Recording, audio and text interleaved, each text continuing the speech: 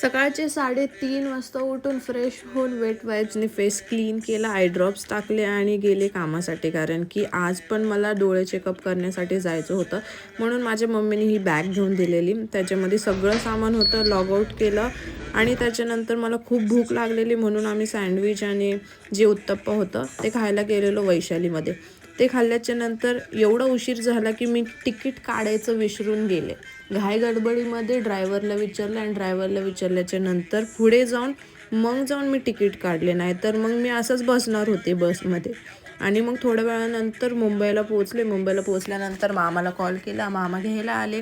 तसंच संध्याकाळी मग आम्ही मामीचा बड्डे होता म्हणून आम्ही केक खाल्ला. केक खाल्ल्याच्या नंतर नेक्स्ट डे मी लगेच चेकअप करण्यासाठी डॉक्टरकडे गेले. तसंच मी बसमध्ये बसले आणि बसमध्ये बसल्यानंतर माझ्या साईडला तर एक टीचर बसलेली जी की पेपर चेक करत होती आणि पेपर चेक करता करता माझ्यासोबत पण बडबड करत होती. तसंच मग पुण्यात पोचल्यानंतर घरी आल्याच्या नंतर माऊला भेटले आणि संध्याकाळी मी काहीतरी खाल्ला होता जे की पास्ता होता. But that's it.